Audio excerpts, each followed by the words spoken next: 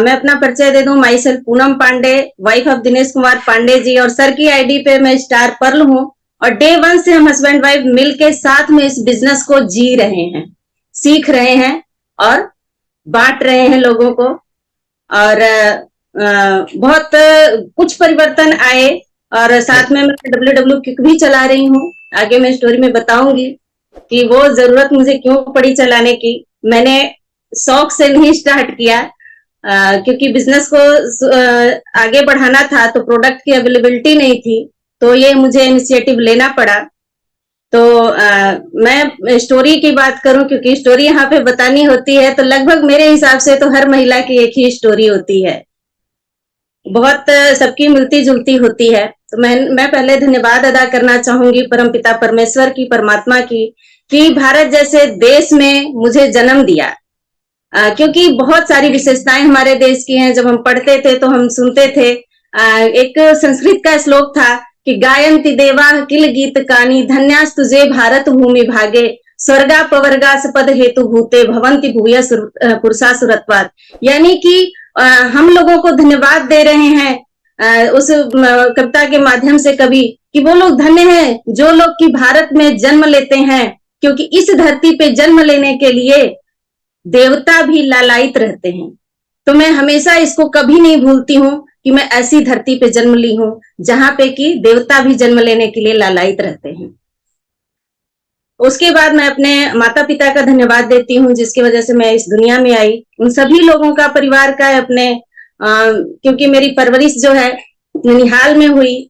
हम लोग 5 भाई बहनों का परिवार है, और मेरे न कोई चाचा न कोई ताया, और मात्र 32 साल की एज थी मेरे पिताश्री की, तो एक्सपायर कर गए थे। और मम्मी ने हमें संभाला। तो मेरी परवरिश ननिहाल में हुई।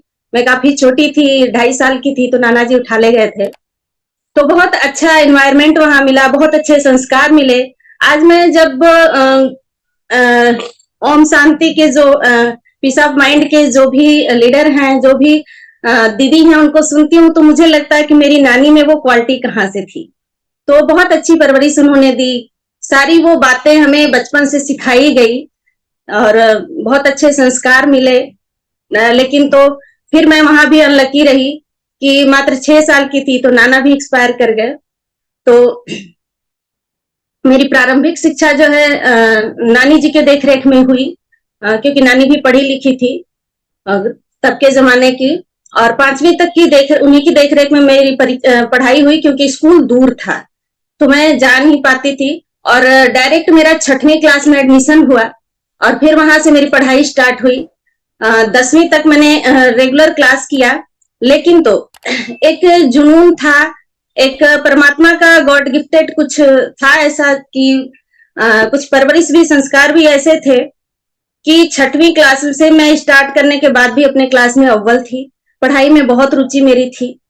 और 10वीं तक पढ़ाई के बाद फिर ये परिवार में डिसाइड हुआ कि मुझे मम्मी के घर में रहना है, क्योंकि दीदी की शादी हो चुकी थी। मैं 4थे नंबर पे हूँ अपने परिवार में, अपने भाई बहनों में। सबसे बड़ी दीदी, 2 भैया, फिर मैं, फिर छोटी बहन मेरी। तो ये डिसाइड हुआ कि मम्मी की तबीयत सही नहीं रहती है। तो मैं थोड़ी बड़ी हो चुकी थी, क्योंकि 10वीं कर चुकी थी, और मात्र 13 साल की उम्र, अभी 14 मेरे पूरे नहीं हुए थे, और मैंने 10वीं का पेपर दिया था। 1995 की बात है। तो घर में डिसाइड हुआ कि आपको मम्मी के पास में रहना पड़ेगा, और उनके साथ उनकी हेल्प करनी होगी घर के कामों में। एक चीज अच्छी रही कि खेती बाड़ी अच्छी थी, तो खाने पीने का और कोई हमें परवरिश में कोई बहुत दिक्कत नहीं हुई। और भौतिक सुख साधन की बात कहें तो तब मैं आज के 20 साल 30 साल पहले जाइए तो लगभग 90% लोग ऐसे ही रहते थे। कोई बहुत ताम झाम नहीं लाइफ में था, बहुत अच्छे से लाइफ चलती थी। नेचुरल हम लोग नेचर के साथ जुड़ के रहते थे, तो कोई ऐसी दिक्कत नहीं हुई।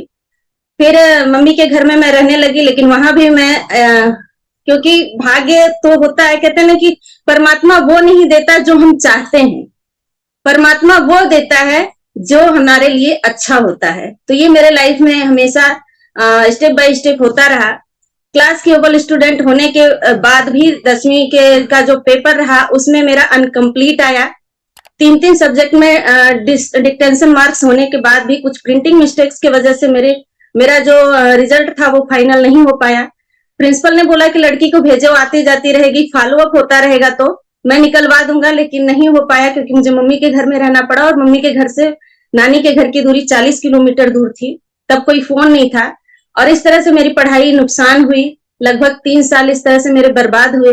चौथे साल फिर ये डिसाइड हुआ कि शादी हो जाए क्योंकि मैं 18 साल की होने वाली थी। तो घर में शादी की बातें चलने लग गई और मैं रोती रहती थी कि मेरे पढ़ाई नहीं करवा रहे हो आप लोग। तो क्योंकि वो सभी लोग उस टीसी के पीछे पड़े थे कि वो मार्कशीट निकल जाए, लेकिन तो मजबूत फॉलो अप ना होने की वजह से नहीं निकल पाया। लेकिन जब शादी पड़ी तो मेरी सासू माँ ने बोला कि लड़की को कम से कम 10वीं करा दो, तो फिर से फार्म भरा गया। 1999 की बात है और मैंने फिर से 10वीं का पेपर दिया। शादी हो गई, मैं ससुराल में आ गई और तीसरे दिन रिजल्ट आया और वो भी रिजल्ट बहुत अच्छा रहा। मेरा 70% से मैंने 10वीं किया था, पास किया था और घर के लोग बड़े खुश थे कि लड़की को आगे पढ़ाया जाएगा। सिर्फ 3 दिन के लिए मेरी विदाई होके आई थी ससुराल में कि 3 दिन के बाद लड़की फिर चली जाएगी, क्योंकि सर जो है अमृतसर रहते थे, कमाते थे और ये था कि लड़की चली जाएगी फिर पढ़ेगी, लेकिन ऐसा हुआ नहीं। पारिवारिक उलझनों में मुझे फिर फंसना पड़ा। कहते ना, कहने की बातें और होती हैं और करने की बातें और होती हैं। और मैं 3 दिन के लिए विदाई होके आई थी और 2 साल के बाद 3 महीने की बिटिया लेके मैं पहली बार मायके गई, वो भी +2 का पेपर देने के लिए। और फिर जब मैंने पेपर दिया, मैं मेंटली भी काफी वीक हो चुकी थी क्योंकि 18 साल की उम्र में शादी हुई और एकदम से अलग से इन्वायरमेंट मिलना लड़की के लिए थोड़ा टफ होता है। ये हम हर महिला जो है समझती हैं कि एक अलग इन्वायरमेंट में जाके सरवाइव करना कितना मुश्किल होता है। एक थोड़ा सा मैं डिफरेंस बताऊं मायके और ससुराल में, तो ये रहा कि हमारे मायके में जो है कम बोलते हैं, धीरे बोलते हैं, नमक कम खाते हैं, मतलब खान पीन हर चीज को लेके अपोजिट रहा। किसी से ऊंची आवाज में बात नहीं होती, कोई डांट के नहीं बुलाता। और ससुराल में बिल्कुल अपोजिट था। खान पान का भी सब तेज था, नमक तेज था, मसाले तेज थे और क्योंकि वो भी हमें झेलना पड़ता है कि ये अच्छा नहीं बना। तो वो रीजन था आदतों का कि भाई आदत वहां कुछ और थी, यहाँ कुछ और थी। और बातचीत भी यहाँ थोड़ा कड़क था। तो मुझे बड़ा शुरू में अजीब लगा कि कोई अच्छी बात भी बोलता था तो जोर से बोलता था, तो बड़ा अजीब रहा। तो मेंटली भी मैं काफी डिस्टर्ब थी, जबकि मैं किसी से को कुछ कहती नहीं थी, मुझे नहीं कोई बोलता था, लेकिन आपस में इस तरह की बातें होती थी तो मुझे बड़ा अजीब लगता था माहौल। तो उसके बाद फिजिकली भी क्योंकि कम उम्र थी, बच्ची हो गई थी और ससुराल में ही थी, तो कोई बहुत अच्छी देख रेख भी नहीं हुई। जो भी रीजन था, मुझे भी नहीं पता था कि कैसे रहना चाहिए, बच्चा पहला है और होने के बाद क्या है। तो जब मैंने 12वीं का पेपर दिया तो फिर मैंने क्विट किया। मैं कहा आगे मेरे से पढ़ाई नहीं होगी, अब घर परिवार ही संभालना है। पेपर देके फिर मैं ससुराल आ गई और मैं घर में रम गई। और उसके बाद लेकिन बीच बीच में वो चिंगारी धधकती रहती थी कि कुछ तो करना है, ऐसे कीड़े मकोड़ों की जिंदगी को नहीं जीना है।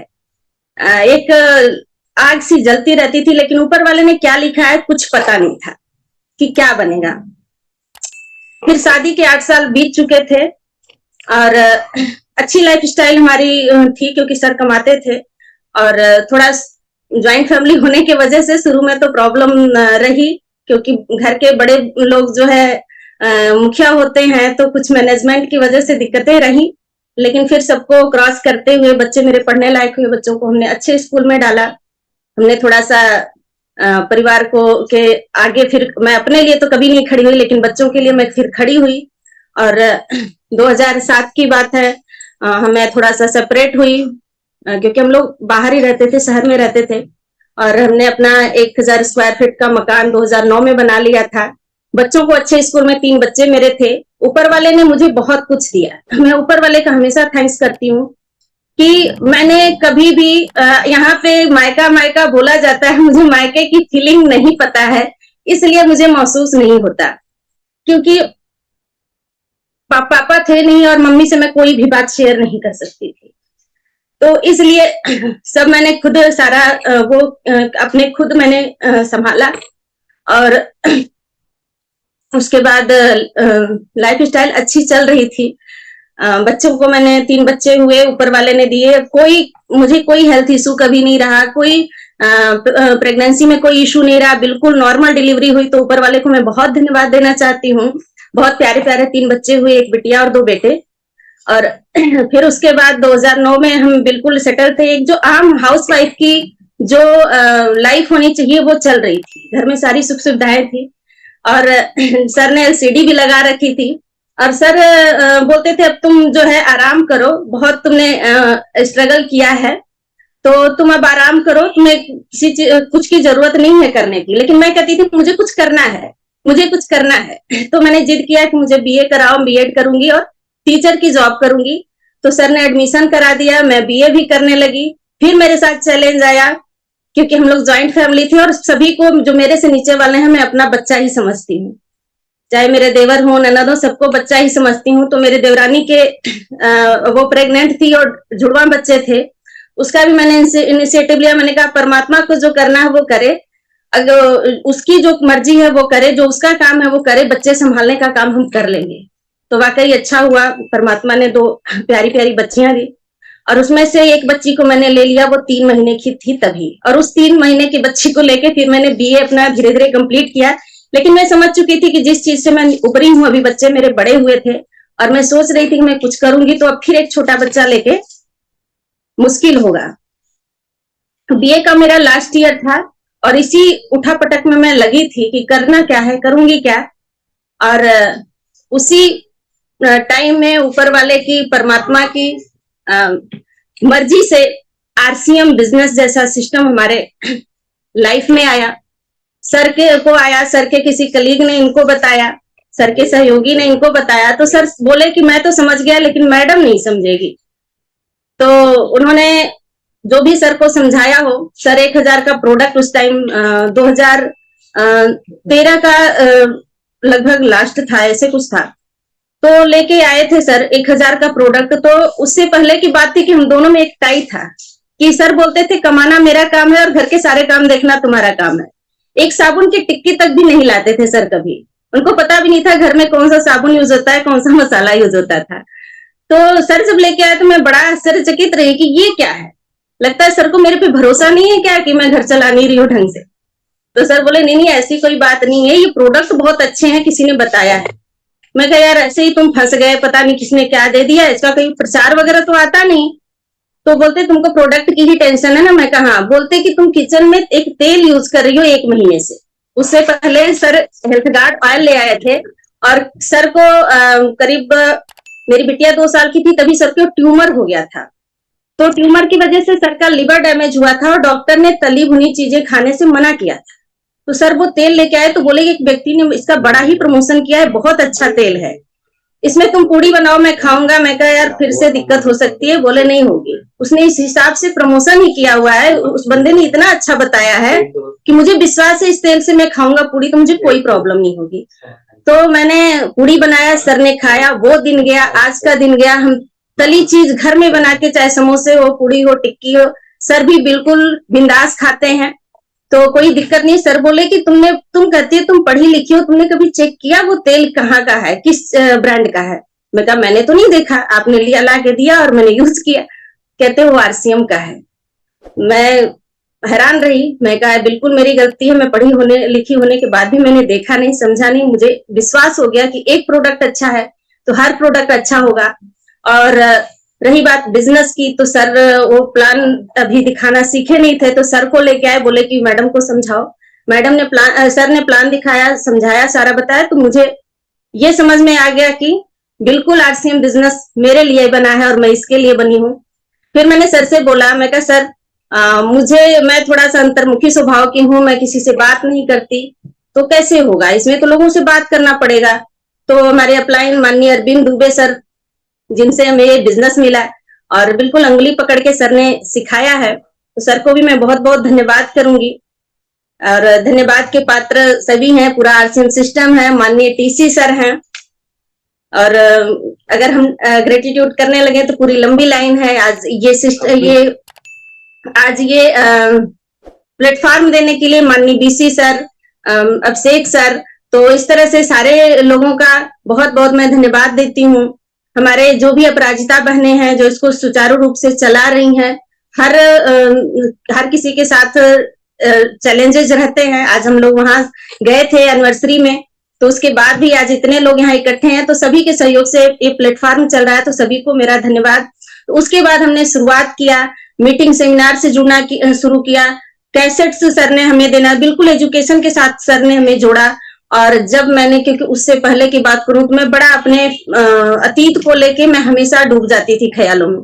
कभी मैं खुद अकेले में रोने लगती थी कि ये मेरे साथ क्या हुआ, कि मैं इतनी मतलब पढ़ना चाहती थी, अव्वल स्टूडेंट थी क्लास की, और मेरे साथ ही ऐसा क्यों हुआ।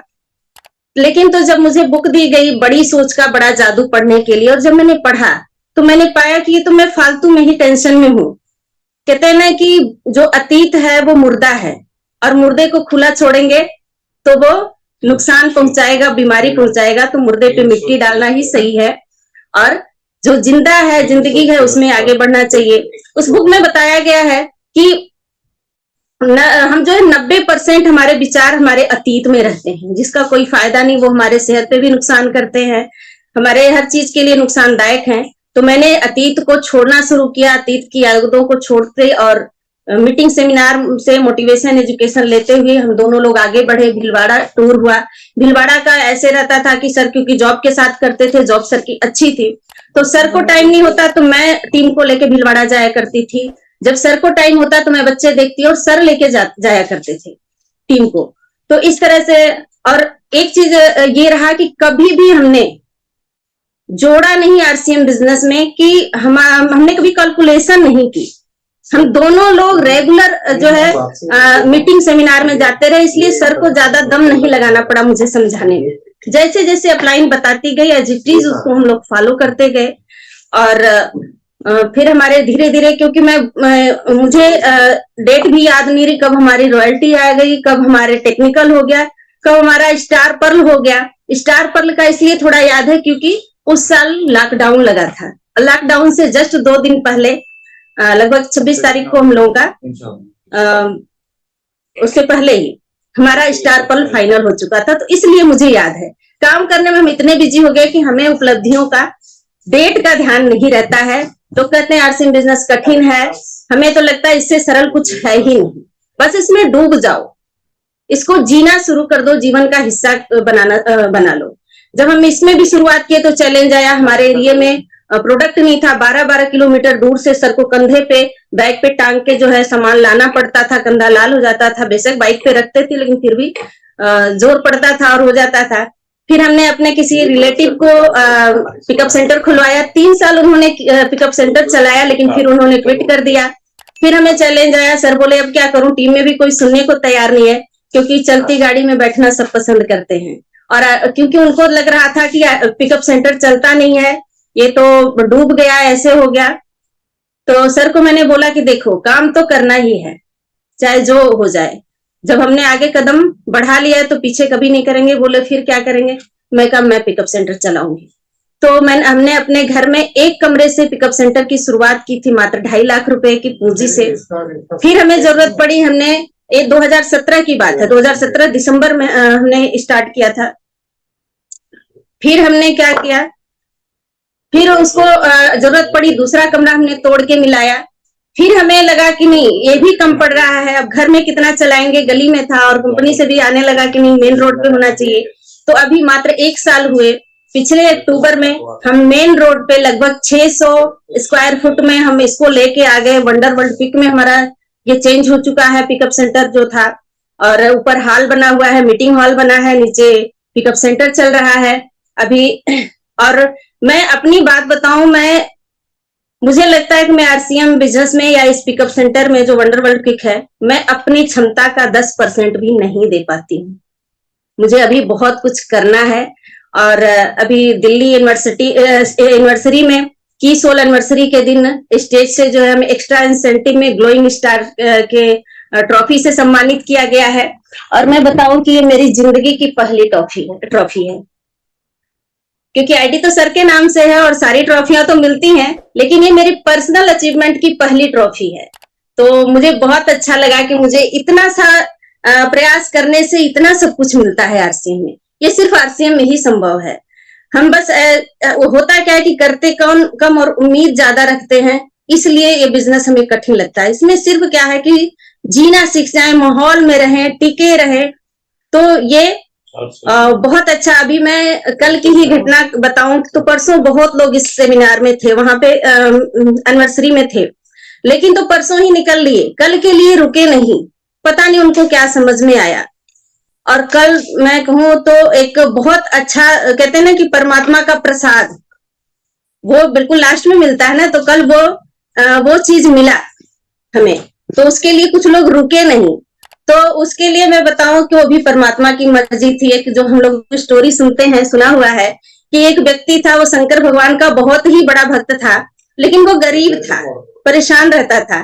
तो पार्वती जी बोली कि ये बताइए कि इतना बड़ा भक्त था, इसको आप धन नहीं दे सकते, अमीर नहीं बना सकते, सुखी नहीं कर सकते? तो बोले कि मैं तो करना चाहता हूँ देवी, लेकिन तो ये बनना नहीं चाहता।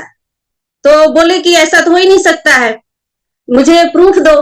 तो फिर उन्होंने क्या किया कि वो व्यक्ति जा रहा था कहीं पैदल पैदल, और एक पुल वहां पड़ता था बीच में, तो वहां पे शंकर भगवान ने क्या किया कि एक गठरी सोने की रख दी, और बोले कि अब देखना, मैं इसको देना तो चाह रहा हूं, ये लेगा नहीं।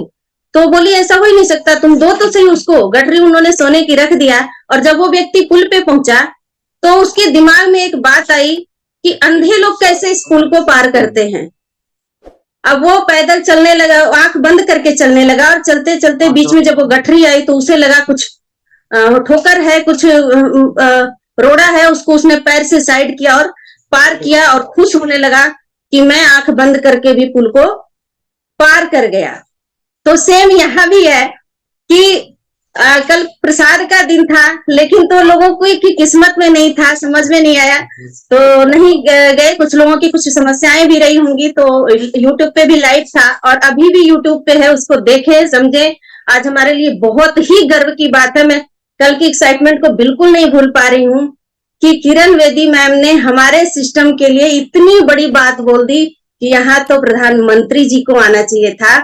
वहां से हम लोग जब चले तो सराय रोहिल्ला स्टेशन पे हम गए, और वहां पे मोदी जी की बहुत बड़ी फोटो लगी हुई थी, और वहां पे नीचे लिखा हुआ था कि नारी शक्ति को वंदन, मोदी जी का अभिनंदन, कुछ ऐसे था। तो हमारा तो मतलब शुरू से नारी शक्ति पे काम हो रहा है, टीसी सर जी का शुरू से जो है इस पे रहा है, लेकिन हम लोग ही पीछे रह जाते हैं, उसको समझते नहीं है। तो हम लोग समझे उसको और करें, हमारे लिए बहुत बड़ी अपॉर्चुनिटी है। और कल किरण मैम ने बताया कि हम महिलाएं तो 6 गुना ज्यादा पावरफुल हैं, तो बिल्कुल पावरफुल हैं, और अपने आप की शक्ति को पहचाने, अपने आप के अंदर की खुशी को जो है जागृत करे। जैसे सर ने बताया था, टीसी सर की कल जो स्पीच थी लास्ट में, तो उन्होंने एक नया प्रोडक्ट लॉन्च किया था, दिल की खुशी। तो वो बाय करने की चीज नहीं है, वो फील करने की चीज है, वो पैसे से नहीं मिलेगी। वो फीलिंग जो है वो पैसे से नहीं मिलती, हमारे विचारों से मिलेगी, हमारे माहौल से मिलेगी। सिस्टम में, माहौल में बने रहें, सभी को अचीवमेंट मिलेगी। और अभी बहुत कुछ करना है। कल के सेमिनार से मुझे लगा कि बहुत कुछ करना है, घर घर में जाके एक क्रांति को फैलाना है। बिजनेस नहीं है, ये क्रांति है। तो कहने को बहुत कुछ है, 10 सालों में बहुत कुछ सीखा है, और 10 कुछ मिनटों में बताना, इतना भावनाओं को रखना थोड़ा मुश्किल है, लेकिन आप सभी लोगों ने बहुत अच्छे से सुना, और आप लोगों की लाइफ में भी परिवर्तन आए। आरसीएम बिजनेस को आप लोग समझें, अपने लाइफ को परिवर्तित करें। ये बहुत बड़ी क्रांति है, छोटी मोटी क्रांति नहीं है। टीम वर्क है, टीम के साथ मिलके हम इसको करते हैं। ऊपर अपलाइन का भी सहयोग रहता है, डाउनलाइन का भी, और फिर हम मिलेंगे, फिर आगे की बातें हम करेंगे। कुछ एक्साइटमेंट में सोचा तो बहुत कुछ होता है, लेकिन तो यहाँ बातें कुछ और ही निकलती हैं। तो मैं बहुत बहुत धन्यवाद करना चाहूंगी अपने हस्बैंड माननीय पांडे सर का, कि मेरे लाइफ में जेंट्स के तौर पे कहूँ तो इंस्पिरेशन मैंने बचपन से किसी का नहीं देखा, क्योंकि पापा थे नहीं, नाना भी मैं जब छोटी थी तभी गुजर गए। बहुत प्यार करते थे सभी लोग। मम्मी से पता लगता है कि पापा बोलते थे, क्योंकि दीदी मेरी बड़ी थी, और जब दीदी बच्चों के को कुछ उनका साफ करने को गंदगी अगर बोल देती थी तो पापा चिढ़ जाते थे, बोलते थे लक्ष्मी से तू गंदगी साफ करवाएगी। तो जाहिर सी बात है, बहुत अच्छे विचारों वाले थे। और मैं अपनी मम्मी से भी बहुत इंस्पिरेशन लेती हूँ कि इतने स्ट्रगल करके भी उन्होंने किसी का कभी एहसान नहीं लिया, और बच्चों को, हम सभी लोगों को पढ़ने से कभी नहीं रोका। हम सभी भाई बहन लगभग लगभग सभी लोग ग्रेजुएट हैं। छोटी बहन नहीं पढ़ना चाहती थी तो उसने 10वीं करके क्विट कर दिया था। तो मैं अपने भाई बहनों का भी बहुत बहुत थैंक्स करना चाहूंगी। भैया लोगों ने पिता की भूमिका निभाया, हमारी शादी ब्याह किया और अच्छा किया। हमने देखा आस पड़ोस में जो जिनके पिता थे उनकी इतनी अच्छी नहीं हुई जितनी की मेरी जो है शादी हुई अच्छी। और यहाँ भी परिवार सब लोग अच्छे हैं, सब मुझे अब प्यार करते हैं। सभी लोग घर की बड़ी बहू हूँ तो जिम्मेदारियां भी देते हैं, मैं भी लेने से हटती नहीं, क्योंकि जब मैं आई थी तभी मेरी सासू माँ बोली थी कि तुम जो है अपने से छोटे बच्चों की तुम माँ हो, भाभी नहीं हो, माँ हो। तो मैं भी उसको निभाती हूँ और सभी लोग निभाते हैं, प्यार भी करते हैं। तो बहुत अच्छा है, फैमिली भी अच्छी है और सपोर्ट से हम इस बिजनेस को कर रहे हैं। बच्चे भी मेरे सभी लोग सपोर्टिव हैं। बच्चों की बात करूं तो मेरी सबसे बड़ी बिटिया एमए कर रही है, और एक बेटा जो है आईआईटी वो एनआईटी से जो है ग्रेजुएशन कर रहा है। एक बेटा जो है वो भी बीए कर रहा है। बेटा और छोटा बेटा और बिटिया बनारस बीएचयू से कर रहे हैं, और बड़ा बेटा एनआईटी जालंधर से पढ़ाई कर रहा है। और देवर की जो छोटी गुड़िया थी वो भी 7वीं में है, उसको भी अच्छे स्कूल में डाला हुआ है। बच्चे भी बड़े सपोर्टिव हैं। लेकिन एक चीज मैं आरसीएम की देन कहना चाहूंगी और लास्ट करूंगी अपने विचारों को, कि आरसीएम की ही देन है कि आज मैं कहीं कहीं भी अगर खड़ी होती हूँ, अगर ऐसा बताती हूँ कि मेरे बच्चे इतने बड़े हैं, तो कोई बिलीव नहीं करता है जल्दी। कई बार मैं बिटिया के साथ बाहर जाती हूँ और मम्मी बुलाती है तो लोग बोलते हैं झूठ बोले, तेरी मम्मी नहीं है। कई बार मैं स्कूल में भी इस तरह से हम लोगों का वो हो चुका है, बच्चे वो टीचर्स बोल देती नहीं नहीं तुम्हारी मम्मी नहीं है। तो इसका रीजन मैं बताऊं कि सबसे बड़ा इसका श्रेय जाता है आरसीएम के प्रोडक्ट्स पे। कि लोग वो प्रचार करते हैं कि 10 साल जवां दिखना है तो ये क्रीम लगाओ, ये करो। लेकिन मैं कहती हूँ अगर 10 साल जवां दिखना है तो आरसीएम के सभी प्रोडक्ट इस्तेमाल करना शुरू कर दीजिए। न्यूट्रीचार्ज वुमन हो, न्यूट्रीचार्ज प्रोडाइट आप ले सकते हैं अपने हेल्थ के हिसाब से, वो लीजिए। गामा है, जितने भी हमारे प्रोडक्ट हैं, तेल है, आप पूरी तरह से फुल यूजर हो जाइए। सबसे बड़ा फायदा आपको सेहत का ये लगेगा। सारे की सोल के प्रोडक्ट यूज करना शुरू कर दीजिए। कल किरण मैम बोल रही थी ना कि प्रोडक्ट यूज करने से तो हमारे खाने पीने से तो ब्यूटी आ ही जाएगी, योगा से ब्यूटी आ ही जाएगी, और जब हम की सोल के प्रोडक्ट जो है लगाएंगे तो 4 चांद लग जाएगा। तो सब एक परमात्मा की प्लानिंग के हिसाब से मुझे समझ में आ चुका है कि मेरी पढ़ाई आगे कंटिन्यू क्यों नहीं हो सकी, क्योंकि मेरे लिए तो ये प्लेटफॉर्म था, मुझे तो यहाँ कुछ कर गुजरना था। और आज भी मैं कहूँ कि मैं थोड़ा सा बिजी हो जाती हूँ डब्ल्यू क्विक में, मैं यहाँ इसका भी सोल्यूशन ढूंढ रही हूँ कि थोड़ा मैं यहाँ से टाइम ज्यादा फील्ड में लगा पाऊं, क्योंकि मैं आरसीएम में आई थी पब्लिसिटी के लिए, पैसे के लिए नहीं, क्योंकि पैसे अच्छी खासी लाइफ स्टाइल हमारी चल रही थी।